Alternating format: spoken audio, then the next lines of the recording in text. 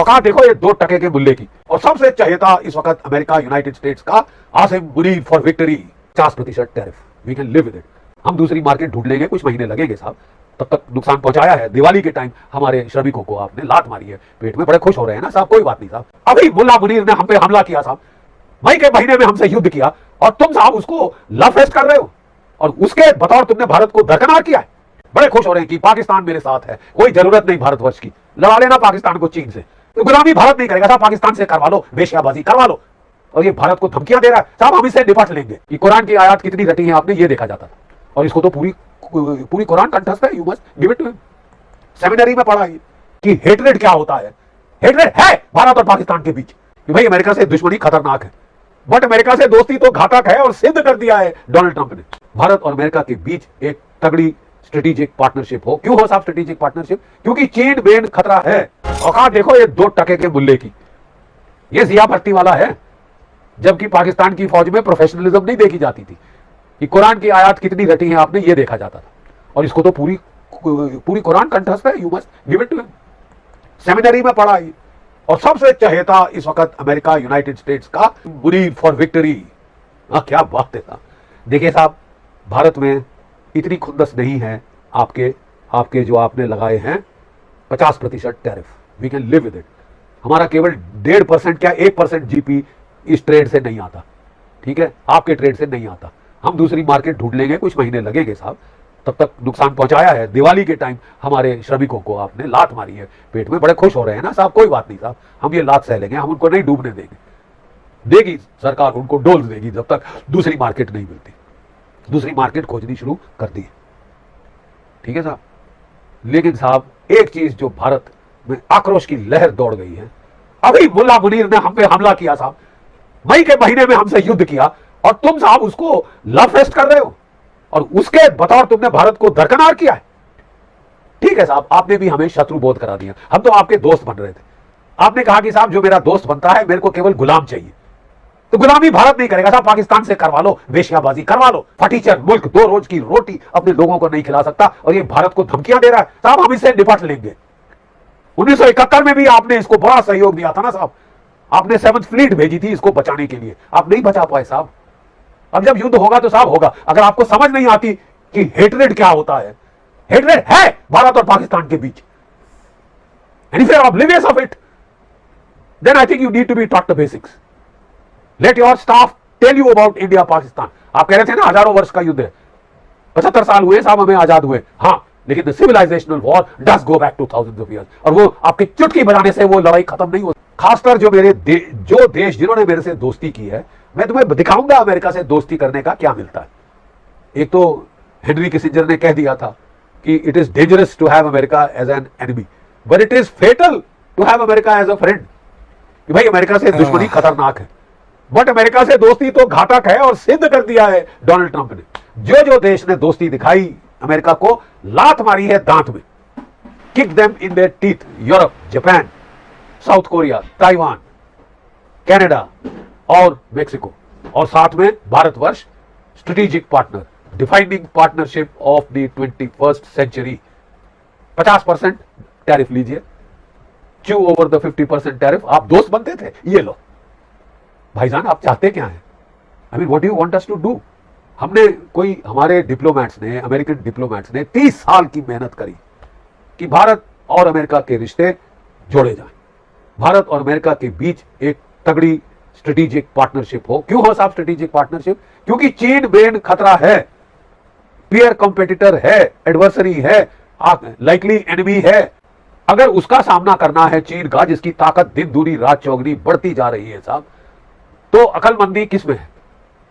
Jio politics, Jio strategy, balance of power theory क्या कहती कि भारत को जो पहले तो अमेरिका को पिवट करना पड़ेगा टू एशिया, यूरोप को भूलकर, छोड़कर। वो तो लड़ के मरना चाहते हैं साहब, तो मरने दो ना साहब। आपका खतरा चीन से, आप इस तरफ पिवट करो साहब, नहीं तो मुसीबत आने वाली है, आ रही है, दिख रहा है दुनिया को। नहीं दिख रहा तो आज परेड में दिख गया, नहीं दिख रहा था तो आज परेड में दिख गया। एक क्लियर साइकोलॉजिकल वारफेयर एक्सरसाइज चीन ने करी है, क्लियर बता दिया है कि साहब हम ताइवान को इन्वेड करने के लिए तैयार हैं, और जब हम करेंगे हमारी न्यूक्लियर ट्रायड के चलते अमेरिका इंटरवीन नहीं कर पाएगा। तो डरा रहा है वो सारे देशों को। और अगर ये बैलेंस करनी थी पावर, तो आपको जरूरत थी भारत की, जापान की। सबसे बड़ी जरूरत थी भारत और जापान की। केवल भारत एकमात्र देश है पूरे एशिया में जो आपको समन्वय पैदा कर सकता था in this Asian power equation. ठीक है साहब, आपने साहब जतला दिया है, मुझे किसी दोस्त की जरूरत नहीं, दोस्ती करोगे लात मारूंगा। तो ठीक है साहब, हम फिर दुश्मनाई करें, और क्या, और चारा क्या? 50% टैरिफ लगा दे, ठीक है साहब, हम आपसे ट्रेड नहीं करेंगे, हम ब्रिक्स कंट्री से ट्रेड करेंगे। रूस ने कहा है हम खरीदेंगे आपका सामान, 5% उसने डिस्काउंट दिया है ऑयल के ऊपर। इसको बोलते हैं साहब दोस्ती, ठहराव, स्टेबिलिटी। आपने तो जतला दिया है साहब, आपका ना कोई दोस्त ना कोई दुश्मन। मतलब सारी दुनिया से आप दुश्मनाई ले सकते हैं, यूनिपोलर वर्ल्ड है, नहीं है साहब। 21वीं सदी के शुरू में यूनिपोलर पावर इक्वेशन खत्म हो गई थी, और अब मल्टीपोलर पावर इक्वेशन है। अगर आपको इसका इल्म नहीं है तो आप सीरियस मिस्टेक कर रहे हैं साहब। आप यथार्थ से मुंह मोड़ रहे हैं।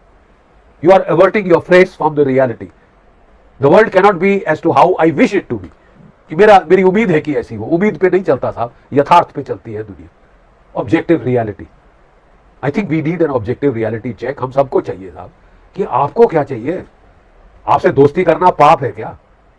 लात मारी है हमारे दांत में, खून निकल रहा है साहब, चोट पहुंचाई है आपने हमारे। अभी कह रहा था कि फर्क नहीं पड़ता, अभी कह रहा है लात मारी और खून निकल रहा है। बेचारे जो कारपेट वीवर्स हैं, जो टेक्सटाइल वर्कर हैं, उनके पेट पे लात मारी है दिवाली के पहले। बड़े खुश हो रहे हैं कि पाकिस्तान मेरे साथ है, कोई जरूरत नहीं भारतवर्ष की, लड़ा लेना पाकिस्तान को चीन से। देखा पाकिस्तान का हाल क्या था चीन में, बटलर जैसे हाथ जोड़ के खड़े थे साहब। और मुल्ला मुनीर गया था कि मैं बड़ा दादा हूं, उन्होंने कहा तेरे को तो साला आने का हक नहीं है, 2 टके का मुल्ला, ये मुंह मसूर की दाल। पिटा है ये, अभी मार खाई है अच्छी तरह से ऑपरेशन सिंदूर में, पिट गया है, और अपने आप को फील्ड मार्शल बनवाया है। फील्ड मार्शल है सर, फील्ड मार्शल है ये। और ये अपने आप को इसने हिलाने जुर्रत दिलाई है, महावीर चक्र। किस लिए? मरियम बंकर में छुपने के लिए। ये डोनाल्ड ट्रंप को खुश करने के लिए ट्रेडर बन गया है, ट्रेडर। डोनाल्ड ट्रंप ट्रेडर, मैं भी ट्रेडर। चोर चोर मुसेरे भाई कर रहा है साहब। अलीबाबा 40 चोर, ठीक है साहब। नहीं साहब, मैं आपको तेल बेचूंगा, मैं आपको गोल्ड, कॉपर और रेयर अर्थ भरी है बलूचिस्तान में साहब। 1993 में वहां माइनिंग शुरू हुई थी, 1 आउंस नहीं मिला अभी तक, ना गोल्ड का, ना कॉपर का, ना रेयर अर्थ का। एक्सॉन मोबाइल अमेरिका की पिछले 10 साल से भाईजान वहां पे ड्रिलिंग कर रही है बलूचिस्तान में। 5000 मीटर तक ड्रिल कर लिया साहब, बूंद तेल नहीं मिला। और ये तेल जो कि फिक्शनल है, नोशनल है, वो जाके मुल्ला Munir, trader Munir to trader Trump बेच दिया साहब। और कहता है कि मैंने ट्रेडर ट्रंप को खरीद लिया है क्योंकि मैंने बिटकॉइन, उसकी जो है कंपनी उसके बच्चों की, उसमें इन्वेस्ट किया, मैंने खरीद लिया है। औकात देखो ये 2 टके के मुल्ले की। ये जिया भट्टी वाला है, जबकि पाकिस्तान की फौज में प्रोफेशनलिज्म नहीं देखी जाती थी।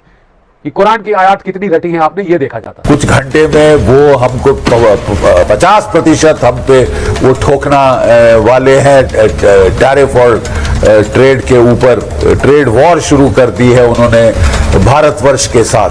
भारतवर्ष जो कि कहा जाता था defining relationship of the 21st century, और कोई पिछले 25-30 सालों की मेहनत भारत की ओर से, अमेरिका की ओर से एक स्ट्रेटेजिक पार्टनरशिप कार्व आउट करने के लिए, ताकि हम जो है कहा जा रहा था कि जियो स्ट्रेटेजिक तौर तरीके से चीन हम दोनों का दुश्मन है, चीन हम दोनों का प्रतिद्वंदी है, और हम लोग मिलकर चीन का जो है मुकाबला करेंगे, एटसेट्रा एटसेट्रा। ये सब धरी की धरी धुएं में उड़ा दी है डोनाल्ड ट्रंप ने, धुएं में उड़ा दिया है पूरा। और मैं तो कहता हूं कि आने वाले दिनों में अमेरिकन जियो स्ट्रेटेजिस्ट कहेंगे हु लॉस्ट इंडिया। सुब्रमण्यम स्वामी, एक राजनेता, एक अर्थशास्त्री, हार्वर्ड के प्रोफेसर, और भारतीय राजनीति में ऐसा तड़का जो किसके ऊपर कब बरसे पता नहीं, लेकिन अंतर्राष्ट्रीय स्तर पर खासकर इजराइल, चाइना, अमेरिका, यह बहुत अच्छे संबंध पिछले कुछ दिनों से वनवास पे है और लगातार मोदी सरकार को घेरते हैं। लेकिन मजे की बात यह है कि किसी भी छोटे बात पर, यहां तक कि मोहन भागवत ने कुछ कहने पर मोहन भागवत तक जी को ट्रोल किया जाता है, लेकिन सुब्रमण्यम स्वामी के किसी भी वक्तव्य पे कोई बोलने को तैयार नहीं। प्रधानमंत्री चीन जा रहे हैं, सारे पामेरियन मीडिया लगातार इसको एक मास्टर स्ट्रोक कह रहे हैं, लेकिन सुब्रमण्यम स्वामी का जो ट्वीट आया वो आप स्क्रीन पर देख सकते हैं। It is a great decline for Bharat Mata under the ill thought through of India strategy by PM Modi. He has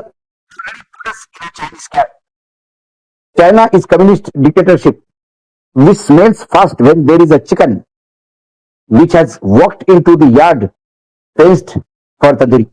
Bharat माता के लिए यह बहुत बुरा समय है, क्योंकि गलत विचार से सोचने वाले प्रधानमंत्री नरेंद्र मोदी ने हमें चीनी कैंप में दाखिल करवा दिया।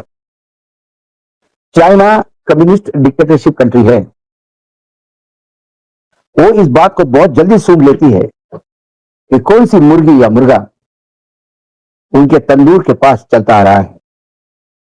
कुल मिलाकर सुब्रमण्यम स्वामी ने कहा कि नरेंद्र मोदी जी ने भारत को चीन के लिए तंदूरी चिकन बना दिया, और ना साहब के चेले, ना अंधभक्त, ना साहब की तरफ से इस पे कोई वक्तव्य नहीं। इसके पहले कई बार वो बोल चुके हैं कि मोदी जी किसी भी हालत में अमेरिका से पंगा नहीं ले सकते, अमेरिका के सामने झुकते ही रहेंगे, क्योंकि अमेरिका के पास कुछ ऐसे दस्तावेज है जो यदि बाहर निकले तो मोदी जी का राजकीय भविष्य पे प्रश्न चिन्ह लग जाएंगे।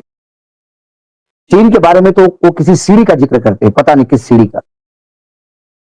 ये चीनियों के पास ऐसी सीढ़ी है कि जिसके चलते प्रधानमंत्री कभी भी चीन के खिलाफ खुल के फ्रंट नहीं खोल सकते। और कई बार सुब्रमण्यम स्वामी, जिनको कई बार लगता है कि बड़बोलेपन से बोल रहे हैं, लेकिन कई बार जो पिछले ट्रंप के सेकंड टर्म से जो हम लगातार देख रहे हैं, ट्रंप चुनाव जीते और इसके बाद से आज तक कई बार लगता है कि सुब्रमण्यम स्वामी सच कह रहे हैं।